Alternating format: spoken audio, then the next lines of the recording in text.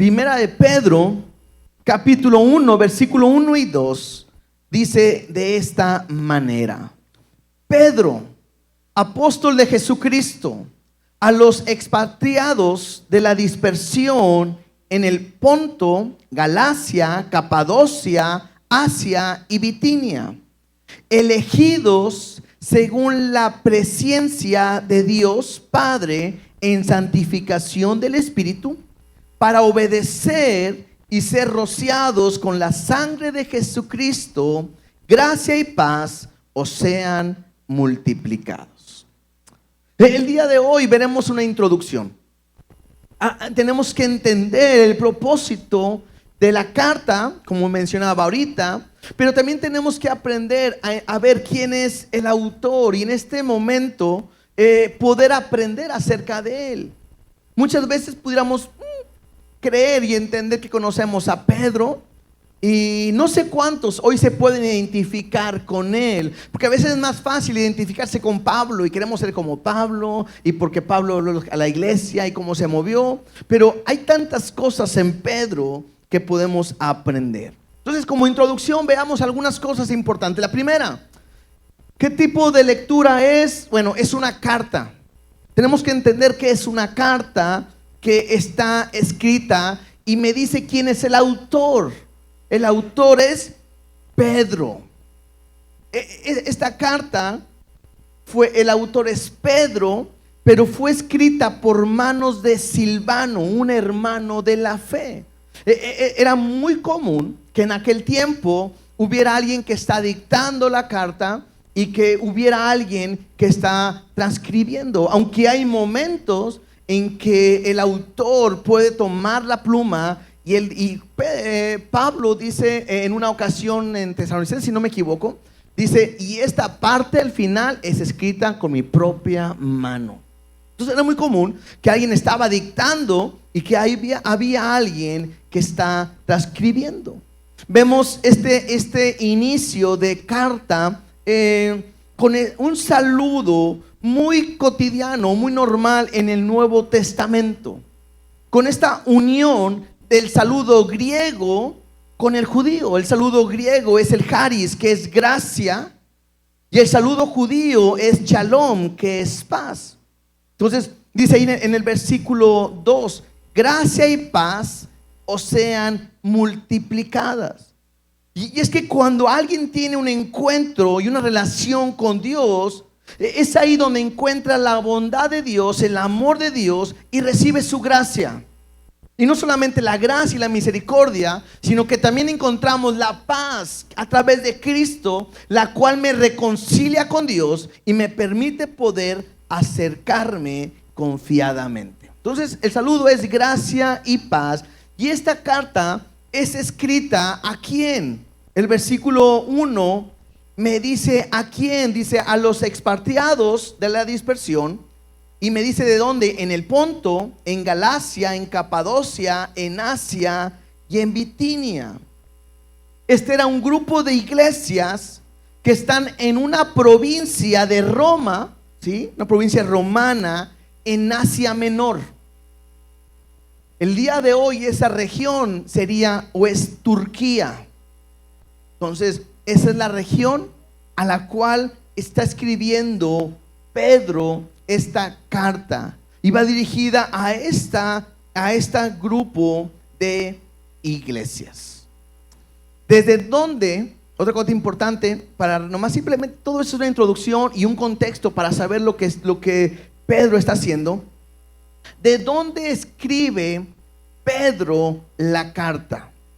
Si vamos ahí a Primera de Pedro, capítulo 5, versículos 12 y 13, podemos leer lo que estamos ahorita hablando. Dice Primera de Pedro 5:12, dice: por conducto de Silvano, a quien tengo por hermano fiel, os he escrito brevemente, amonestándonos y testificando que esta es la verdadera gracia de Dios en la cual estáis.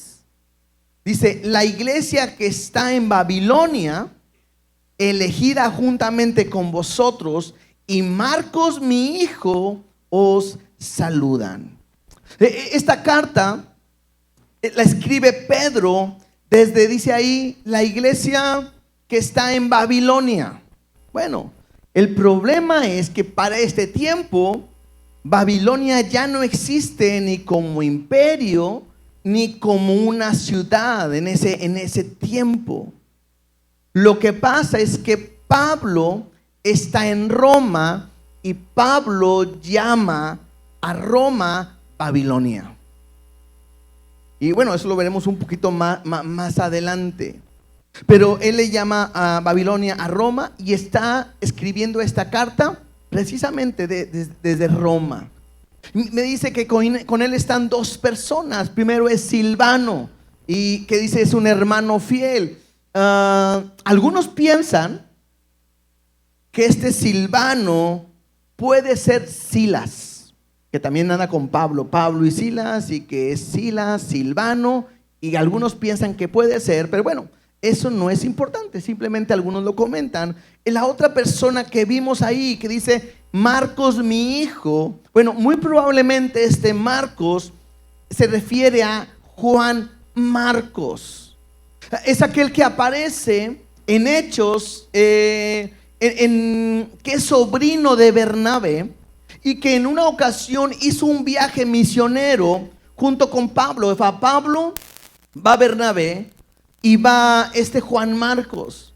Pero a mitad del viaje misionero, como que se desanima, hay un problema con Juan Marcos y él se regresa y no quiere, y ya no continúa. Después hacen otro viaje misionero y Bernabé se quiere llevar otra vez a Juan Marcos, y Pablo dice: no, ya sabes cómo es él, no podemos confiar en él. Y ahí hay como que una discusión, una molestia, y es la razón por la cual se separan Pablo y Bernabé. Pero más adelante Pablo escribe acerca de Marcos como un hombre útil en el ministerio. Entonces muy probablemente hubo un detalle, se desanimó, regresó, pero después agarró valor y volvió a ir a los viajes misioneros, y fue de gran bendición. Incluso algunos creen que este Juan Marcos fue el que escribió el primer evangelio, que es Marcos, o el evangelio de San Marcos, ¿sí? En boca del testimonio de Pedro. Entonces este Marcos dice mi hijo. Algunos consideran que es este Juan Marcos. Entonces, como contexto de lo que se está mencionando de la carta, pudiéramos ver estos puntos: por quién fue escrita, hacia dónde fue dirigida esa carta, quién está con Pedro. Pero creo que ahora es importante meditar y poner la mirada en el autor, y veamos ahora quién es Pedro. Y vamos a enfocarnos el día de hoy en él. ¿Por qué? Porque hay una gran diferencia entre el Pedro de los evangelios al Pedro de Hechos o al Pedro de esta carta. Y eso es importante porque me habla de lo que Dios puede hacer en nuestra vida. ¿Okay? Lo primero que puedo aprender es Pedro era un pescador de una región llamada Galilea. Pedro era pescador junto con su hermano. ¿Alguien se acuerda cómo se llamaba el hermano de Pedro? Andrés. ¿Sí? Estaba Andrés, era Pedro, y eran pescadores, y junto con otros que más adelante se van a hacer apóstoles de Jesús, como Juan y como Jacobo. Pedro y su hermano, ellos eran gente de campo, gente que no era preparada, gente que no fue a las escuelas de los rabinos, sino que era gente que no tenía una preparación y simplemente estaban enfocados en el trabajo, en la pesca, y eran buenos para eso. Y veamos el primer encuentro que tiene Pedro con Jesús. Y este fue a través de su hermano Andrés. Mira, la primera parte que vamos a ir viendo una historia un poquito rápida de Pedro. Veamos Juan capítulo 1, versículo 40. Juan 1:40 me habla en el momento en que es Juan el Bautista que ve a Jesús y le dice: he ahí el Cordero de Dios. Y van y siguen a Jesús, van y le preguntan que dónde mora, y Jesús le dice: pues vengan a ver, y lo siguen. Y cuando estuvieron con Jesús, Andrés va con su hermano, y mira lo que dice en el versículo 40.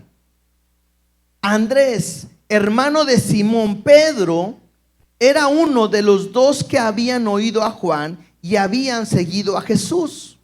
Este halló primero a su hermano Simón y le dijo: hemos hallado al Mesías, que traducido es el Cristo.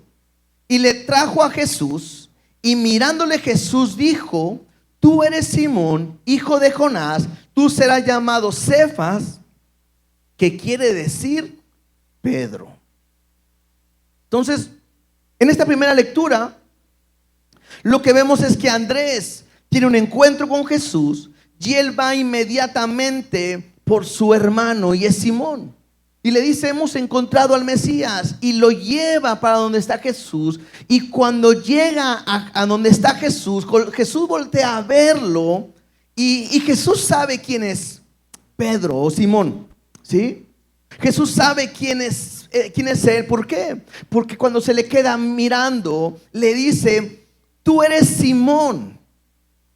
Y no solamente termina ahí, sino que dice: y serás llamado Cefas, o Kefas, que es en arameo. Y más tarde se tradujo al griego como Petros, que quiere decir Pedro, que es una piedra pequeña. Entonces, lo que a mí me llama la atención en este punto es cómo Jesús, al ver a Pedro, lo conoce. No hay necesidad de que le digan quién es. No solamente lo conoce y sabe que hijo de quién es, sino que incluso sabe cómo va a actuar o cómo va a ser su respuesta para con Dios. Tanto así que dices: y te vamos a cambiar el nombre de Simón por el de Cefas. Tu nombre será diferente. Y es Jesús sabiendo lo que este hombre va a poder hacer en la vida de Jesús más adelante. ¿Sí? Entonces tiene este encuentro, sigue trabajando en la pesca. Este Simón Pedro sigue trabajando en la pesca y quizás escuchando a Jesús, viendo algunas señales y todo. Pero llega un momento más adelante donde hay otro encuentro, otra situación entre ellos. Vamos ahora a Lucas capítulo 5, versículo 1.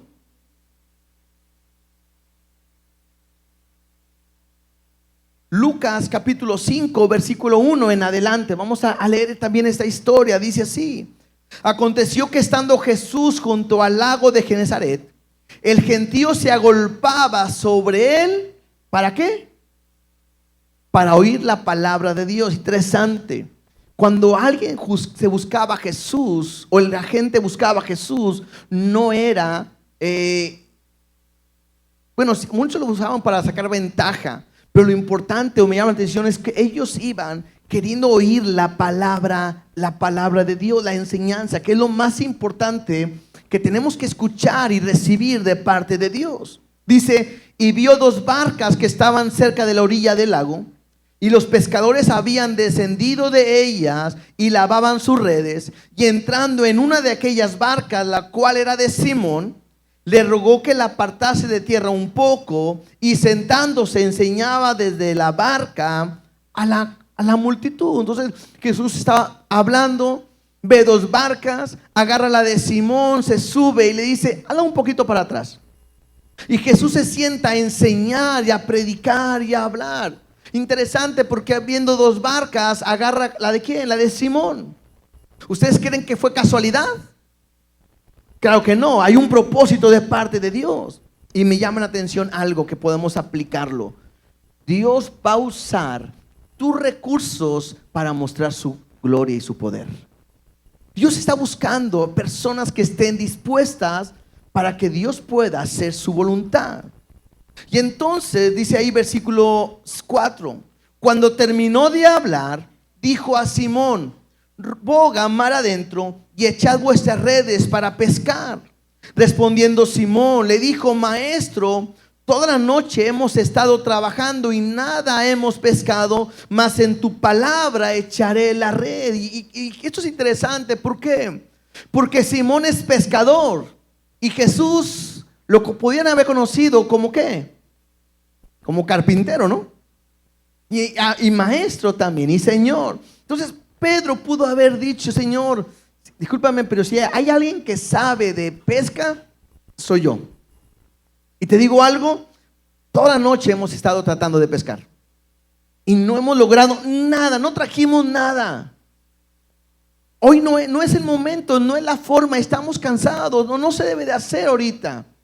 Pero lo que hace Simón es decir: mas en tu nombre echaré la red, en tu palabra echaré la red. No sé, yo me pongo a imaginar, probablemente la enseñanza que Jesús estaba dando era de fe, de obediencia, de creerle a la palabra. No sé qué Jesús está enseñando a la multitud, porque la Biblia no me lo dice, pero sí veo la reacción de Simón, que dice: voy a obedecer. Y en tu palabra voy a echar la red. Versículo 6. Y habiéndolo hecho, encerraron gran cantidad de peces y su red se rompía. Y entonces hicieron señas a los compañeros que estaban en la otra barca para que viniese a ayudarles. Y vinieron y llenaron ambas barcas de tal manera que se hundían. Aquí está pasando algo importante. Pedro ya ha escuchado de Jesús. Pedro ya ha visto a lo mejor milagros o algo que Jesús ha hecho. Pero estamos en un acontecimiento que está a punto de cambiar radicalmente la vida de Pedro. Dice el versículo 8: y viendo esto, Simón Pedro cayó de rodillas ante Jesús, diciendo: apártate de mí, Señor, porque soy hombre pecador. Porque por la pesca que habían hecho, el temor se había apoderado de él y de todos los que estaban con él.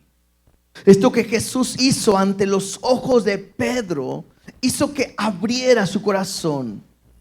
Y no solamente estaba viendo los peces, sino que estaba viendo a Jesús como su Señor, como Dios.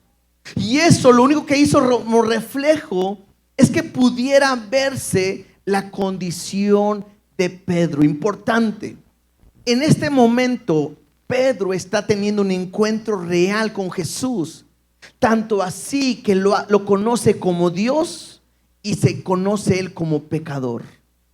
Y eso es lo importante para nuestra vida. Y quiero decirlo de esta manera: muchas veces pensamos que porque venimos de un hogar cristiano, o porque siempre he ido a una iglesia y siempre me han hablado, ya soy hijo de Dios o tengo un encuentro con Dios. Pero aquí me muestra algo diferente, porque Pedro ya había platicado con Jesús, ya había visto a Jesús, pero su vida cambió, porque después de que lo veía siguió pescando. Pero su vida cambió cuando tuvo un encuentro realmente y lo vio como Dios. Tanto así que él conoce su condición, que es pecador. Y quiero decirte algo: cada uno de nosotros deberíamos aprender a que al estar en la presencia de Dios me debe demostrar la condición de pecador que soy delante de Él. Es cierto, puedo entrar confiadamente hasta el trono de la gracia, pero nunca se me debe de olvidar que Él es santo, Él es Dios, Él es perfecto, Él es justo.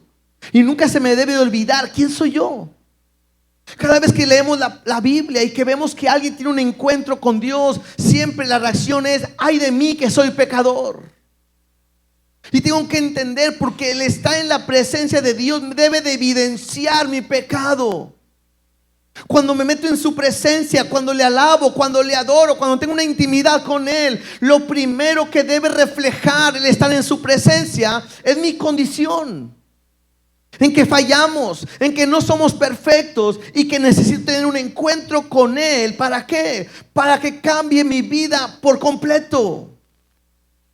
Es imposible decir que estuve en la presencia de Dios y que mi vida sigue igual. Es imposible decir que le canto a Dios en su presencia y yo no cambio delante de Él. El encuentro con Jesús debe demostrar quién soy yo. Emma debe de evidenciar algo: mi necesidad de ser rescatado por Jesús. Dice el versículo 10, sigamos leyendo. Y asimismo de Jacobo y Juan, hijo de Zebedeo, que eran compañeros de Simón. Pero Jesús dijo a Simón: no temas, desde ahora serás pescador de hombres. Y cuando trajeron a tierra las barcas, dejándolo todo, le siguieron. Y esto me llama la atención. Cuando alguien tiene un encuentro con Jesús, Jesús te cambia tu vida para siempre. Cuando alguien tiene un encuentro con Jesús, está dispuesto a dejarlo todo por Él. No hay otra manera. Está dispuesto a vivir completamente con Jesús. Y a partir de aquí lo deja todo, deja su negocio, deja su empleo como pescador y empieza una aventura con Jesús en el cual lo va a conocer cada vez más. Pedro se va a convertir en un líder del grupo de los discípulos. Va a llegar un momento donde a Pedro se le va a revelar quién es Jesús. Y bueno, y aunque va a revelarse, va a cometer errores. Mira, vamos a otro pasaje, Mateo capítulo 16, versículo 13.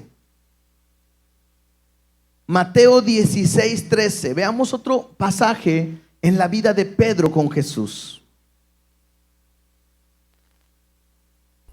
Dice así: viniendo Jesús a la región de Cesarea de Filipos, preguntó a sus discípulos diciendo: ¿quién dice los hombres que es el Hijo del Hombre? Jesús de repente está en un lugar donde hay mucha idolatría, donde hay muchas cosas que no están bien. Y Jesús hace una pregunta, es: ¿quién dicen la gente, los de aquí, que es el Hijo del Hombre? Y ellos le responden: unos Juan el Bautista, otros Elías y otros Jeremías o alguno de los profetas.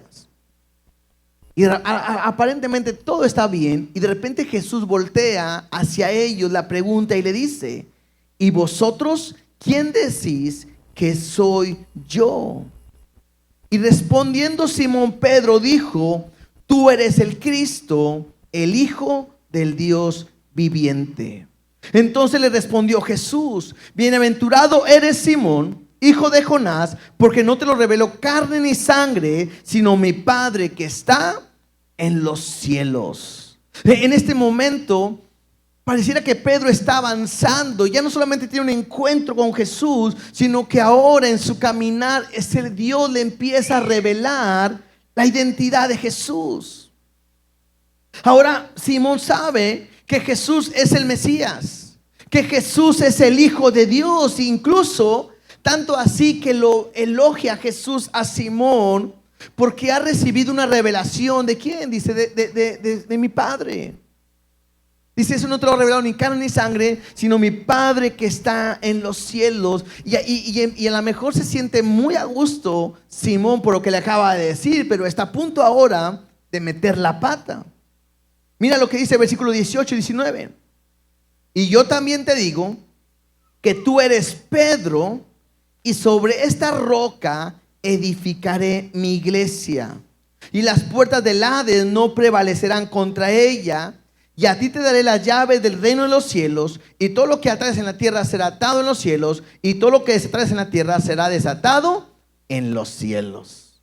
Dos cosas nada más que quiero aquí, no me voy a profundizar, pero la primera es cuando le dice: y yo también te digo a ti que tú eres Pedro, y sobre esta roca edificaré mi iglesia. ¿Sobre qué roca está diciendo Jesús que va a edificar su iglesia? Algunos dicen que es sobre Pedro, por eso le llaman que él es el primer papa, la iglesia tradicional, y ese es un error, ¿sí?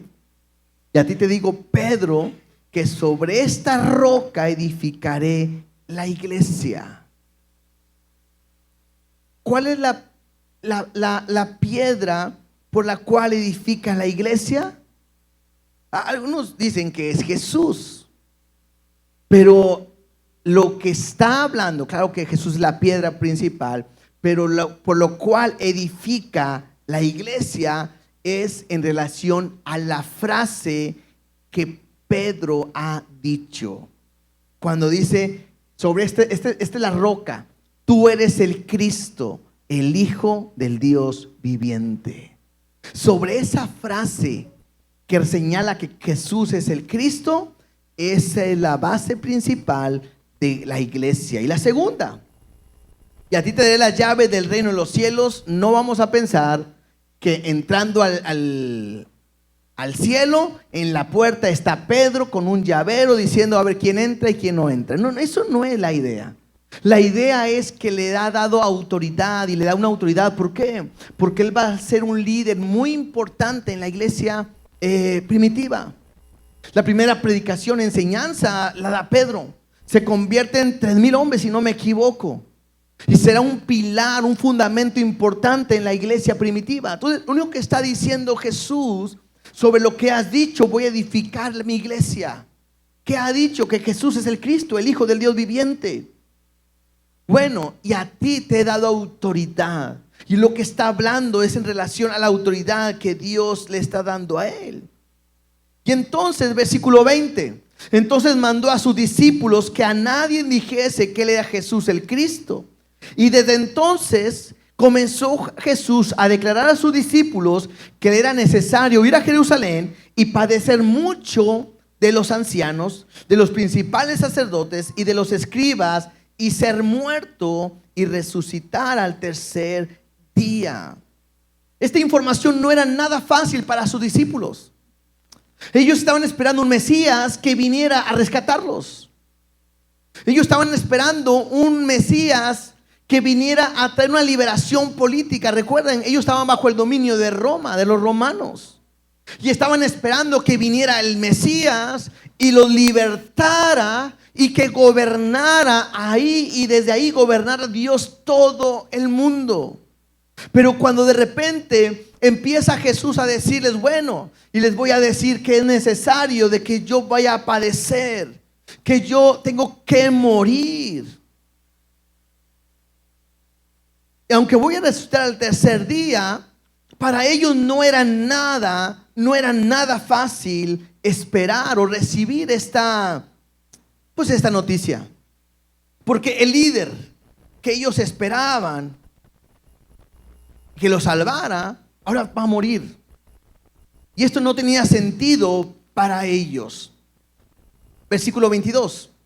Entonces Pedro, tomándolo aparte, comenzó a reconvenirle diciendo, Señor, ten compasión de ti, en ninguna manera esto te acontezca.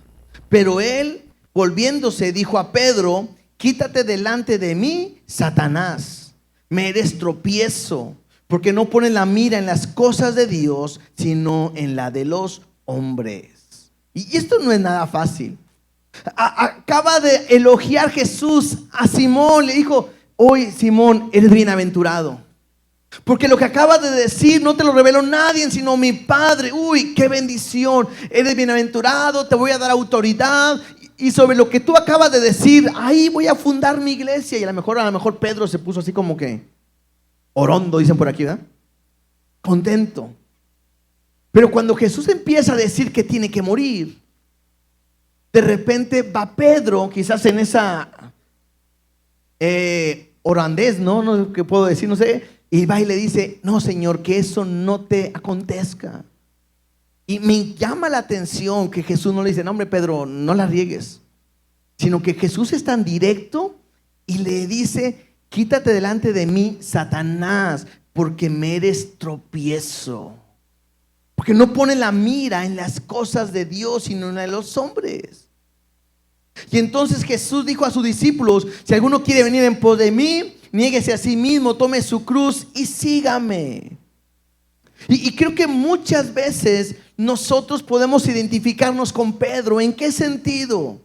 en que muchas veces podemos ver la gloria de Dios, podemos ser usados por Dios, podemos estar sirviéndole a Dios y poder sentir que Dios nos usa de una u otra manera, y de repente metemos la pata y somos dominados por la carne y fallamos. Y cuando pareciera que todo está bien en nuestra vida, bueno, llegamos a fallar.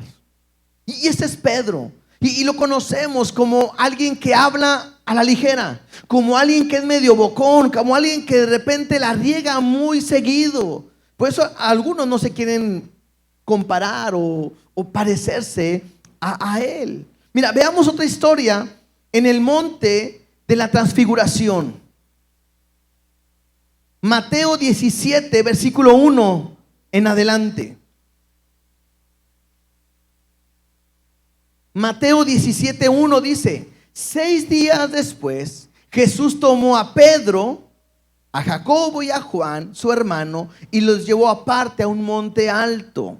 Lo que puedo aprender es que Pedro era parte del grupo íntimo de Jesús. Dice: y se transfiguró delante de ellos, y resplandeció su rostro como el sol, y sus vestidos se hicieron blancos como la luz. Y aquí les aparecieron Moisés y Elías hablando con él.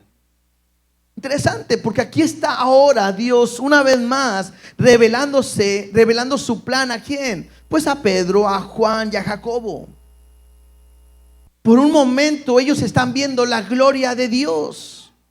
Por un instante están viendo a Jesús en su resplandor, Dios mostrándoles su gloria y haciendo ver quién es Jesús. A ellos les está mostrando quién es Jesús, mostrándoles su gloria. Y cuando todo está siendo revelado por Dios, mira lo que dice Pedro, versículo 4.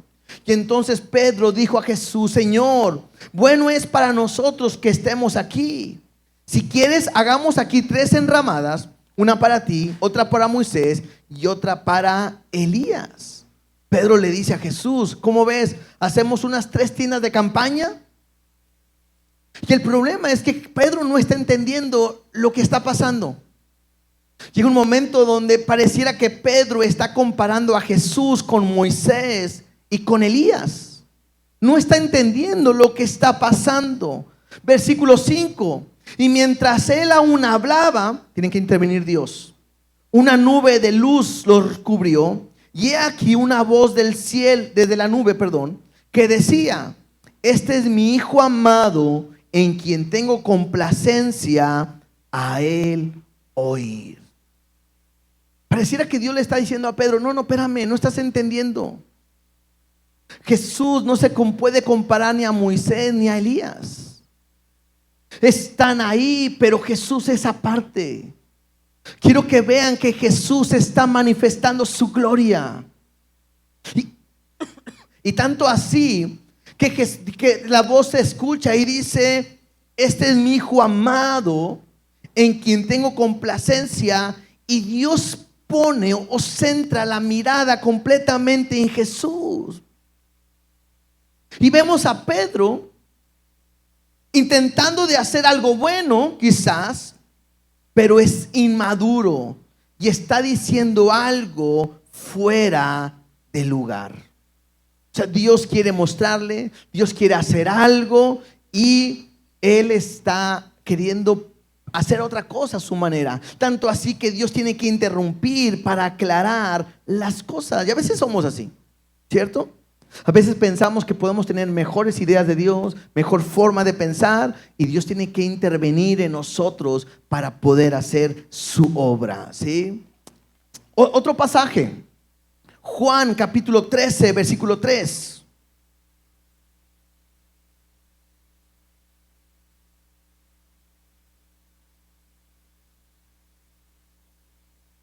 Y ahora incluso intenta darle órdenes a Jesús en esta lección o en esta lectura que vamos a ver. Dice Juan 13:3. Sabiendo Jesús que el Padre le había dado todas las cosas en las manos y que había salido de Dios y a Dios iba, Jesús está a punto de ir a la cruz. Estamos en esta escena de la última cena, donde Jesús va a lavar los pies de sus discípulos. Y mira lo que sucede. Y se levantó de la cena y se quitó su manto y tomando una toalla se la ciñó. Luego puso agua en un lebrillo y comenzó a lavar los pies de los discípulos y a enjugarlos con la toalla con que estaba ceñido. Entonces vino a Simón Pedro y Pedro le dijo: Señor, ¿tú me lavas los pies? Respondiendo Jesús y le dijo: lo que yo hago, tú no lo comprendes ahora, mas lo entenderás después. Y Pedro le dijo: no me lavarás los pies jamás. Y Jesús le respondió: si no te lavare, no tendrás parte conmigo. Y le dijo Simón Pedro: Señor, no solo mis pies, sino también las manos y la cabeza. Pareciera que Pedro no escucha lo que Jesús le está hablando. Tanto así que Jesús le dice: lo que yo estoy haciendo no lo vas a entender ahorita, lo vas a entender después. Y lo más lógico es que Pedro dijera: ok, Señor, pues haz lo que tengas que hacer.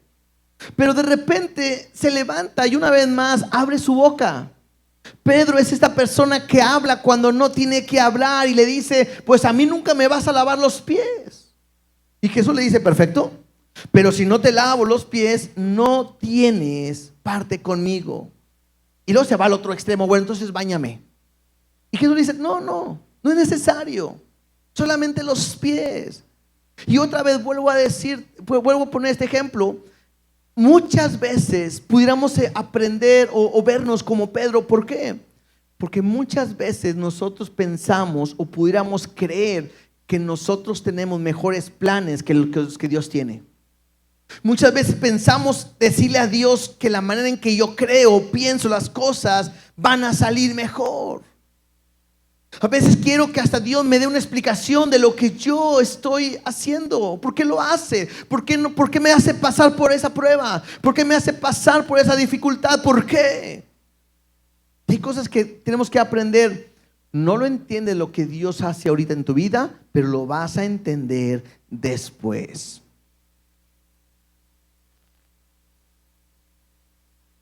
Otro pasaje creo que es muy conocido es cuando Pedro negó a Jesús. Sigamos leyendo ahora el versículo 36. Brinquémonos ahí en Juan 13, versículo 36. Y le dijo Simón Pedro: Señor, ¿a dónde vas? Y Jesús le respondió: a donde yo voy, no me puedes seguir ahora, mas me seguirás después. Y dijo Pedro: Señor, ¿por qué no te puedo seguir ahora? Mi vida pondré por ti. Y Jesús le respondió: ¿tu vida pondrás por mí? De cierto te digo, que no cantará el gallo sin que me haya negado 3 veces. Y aquí vemos a Pedro una vez más, tratando de defender a Jesús.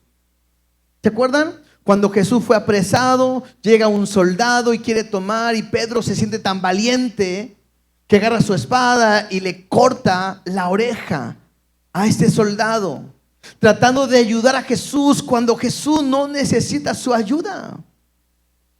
El problema es que cuando Jesús estaba siendo cuestionado por las autoridades en el patio, Pedro también estaba siendo cuestionado. Y de repente una mujer le empieza a decir: me parece que tú eres uno de ellos. Sí, tú eres un seguidor, mira cómo hablas.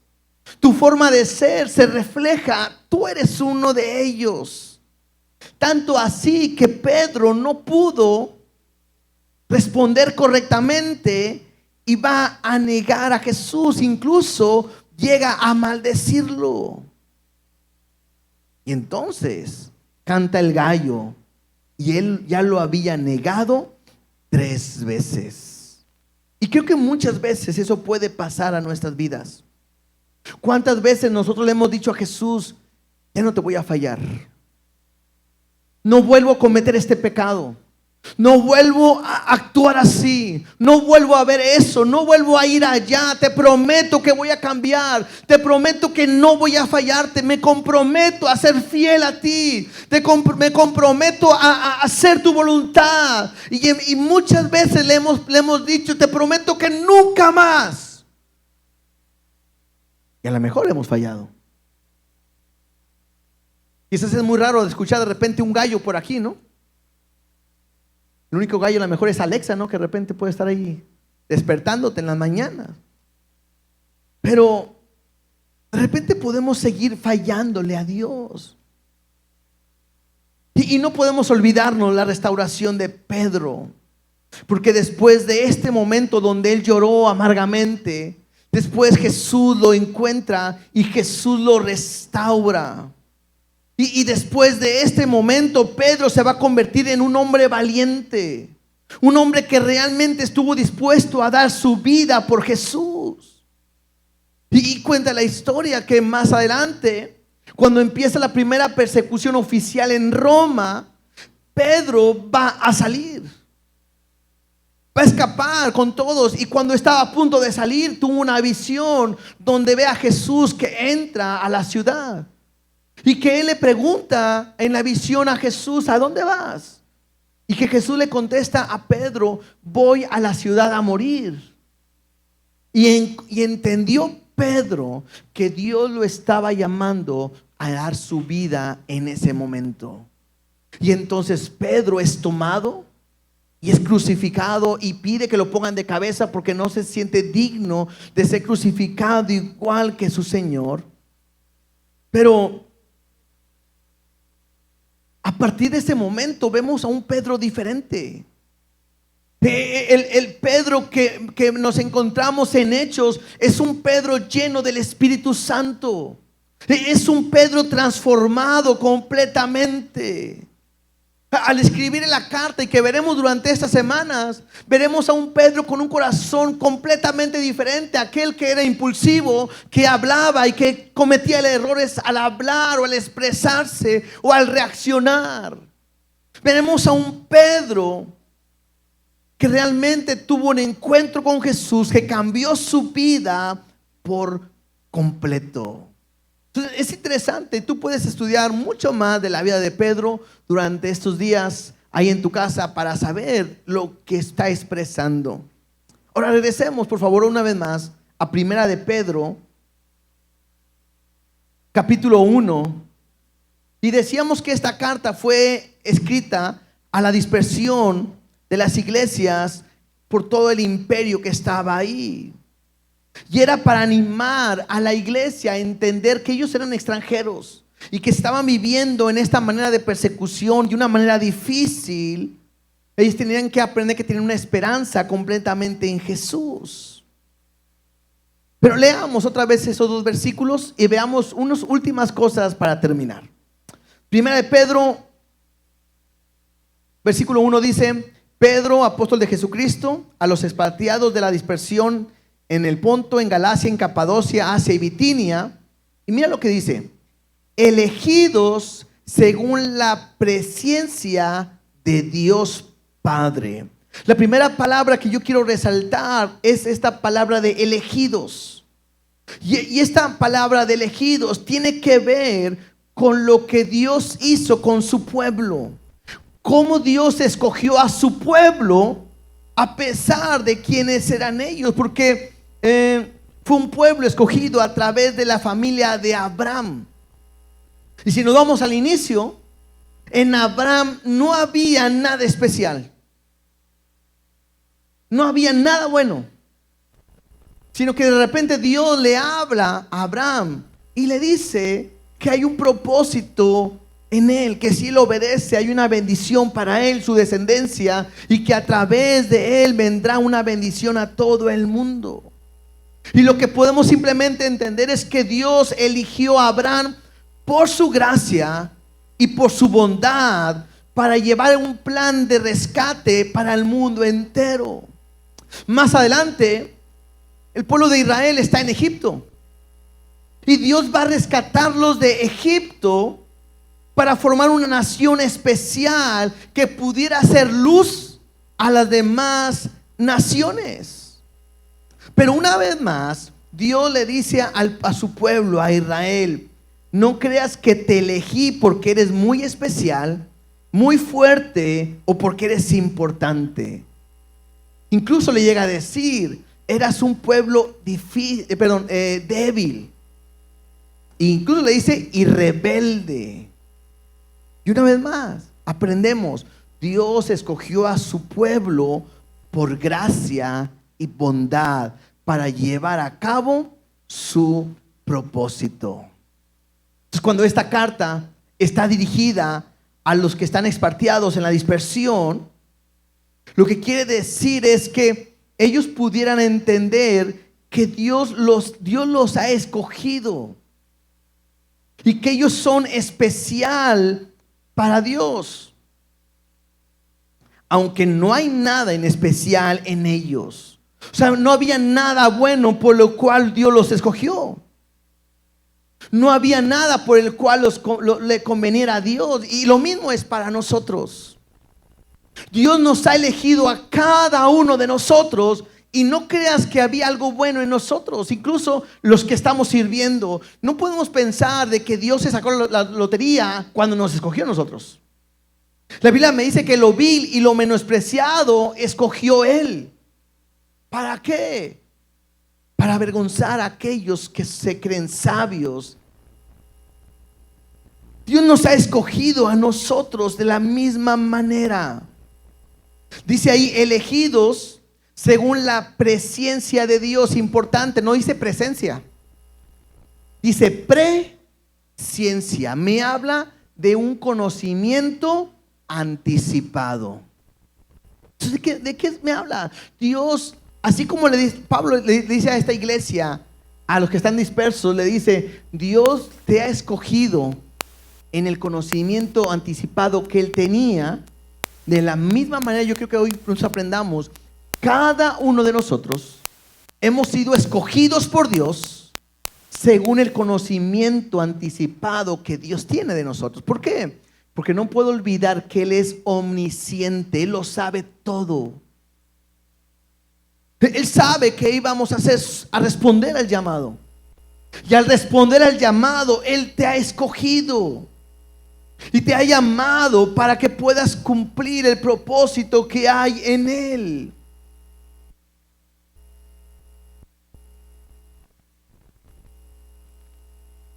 Y si Él te ha escogido, Él te ha apartado. Porque dice ahí, voy a volver a leer, dice, elegido según la presencia de Dios Padre, dice, en santificación del Espíritu. La palabra santificación me habla de algo que es santo.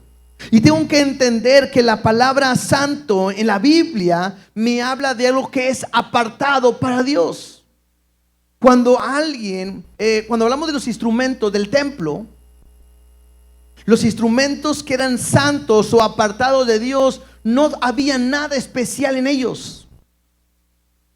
La única razón que los hacía especial es que Dios los había apartado con un propósito para Él. De la misma manera, hermanos, nosotros somos santos porque Dios nos ha escogido, porque Dios nos ha apartado, porque Dios te ha apartado para un propósito para Él. Lo que te hace diferente a los demás es eso, que eres escogido especial para Dios. Hay un propósito de Dios especial para tu vida. Y es ahí donde tú tienes que entender que Dios te separó y te apartó para que seas de Él para siempre. Le pertenecemos, somos de Él, somos parte de su familia para vivir para Dios. Voy a volver a leer el versículo 2, dice, elegidos según la presencia de Dios Padre en santificación del Espíritu, apartados, y me dice, ¿para qué? Para obedecer y ser rociados con la sangre de Jesucristo. ¿Para qué Dios te escogió, hermano? ¿Para qué Dios te apartó para Él? ¿Para qué? Para obedecer. Ese es el propósito.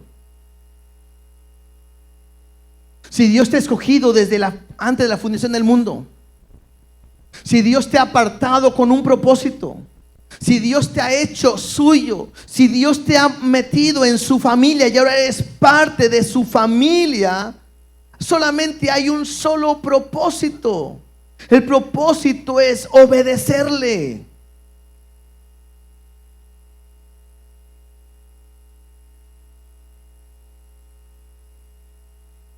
Fuimos rescatados del pecado, de nuestra condición de vivir así, para obedecerle. Y muchas veces no le obedecemos, y ese es el propósito de esta carta. Que no importa cómo esté la cultura, los valores, cómo el mundo esté viviendo, porque hoy cada día el mundo está peor. Pero quiero que entiendas que eres una nación santa. Eres un pueblo escogido, llamado por Dios. ¿Para qué? Para obedecerle, para vivir para Él, para conocerle a Él. Fuimos llamados para obedecer la fe por amor a Él.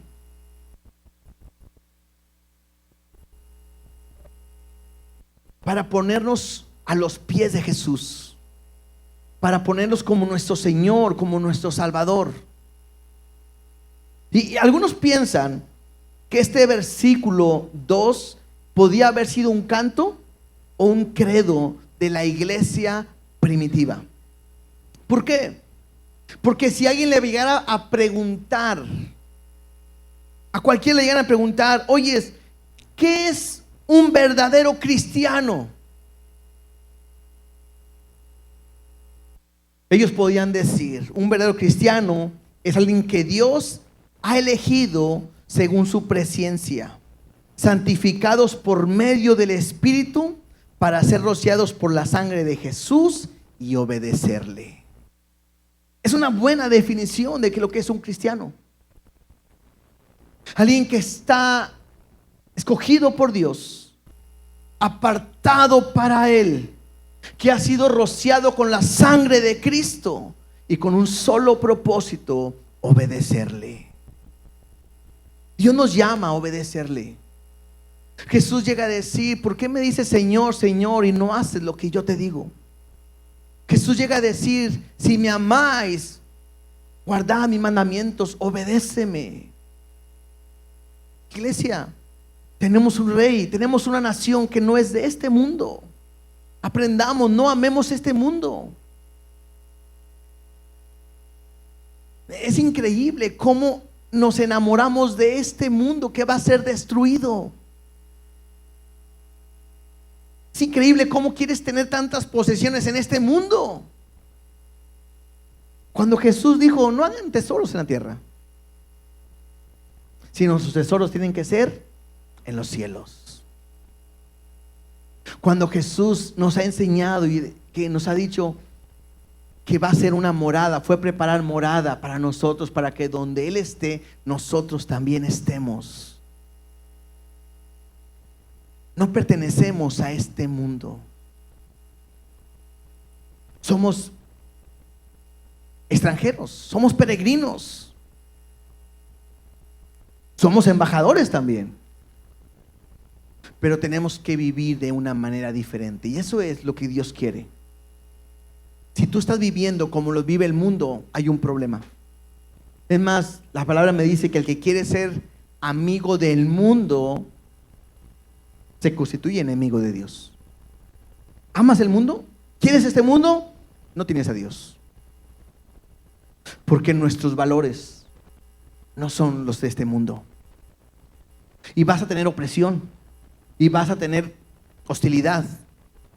Y se van a levantar contra ti simplemente porque eres cristiano. Y te van a querer sacar del trabajo, y sacar de la escuela, y sacar de lo que sea. No te preocupes. Y te van a querer dejar tu familia. No te preocupes, es normal. A Jesús también lo hicieron lo mismo. Pero tenemos una esperanza en Cristo, que un día estaremos con Él para siempre. Entonces, es una introducción. No hemos visto todavía la carta completamente. No hay nada que apenas vamos a arrancar en este viaje de esta carta. Pero yo quería que pudiéramos ver a Pedro como alguien que falla. Dios lo transforma y lo usa como algo muy importante que veremos. Y eso nos da una esperanza a todos nosotros. Que si fallamos, Dios puede transformar nuestra vida y un día ser un instrumento útil para su obra.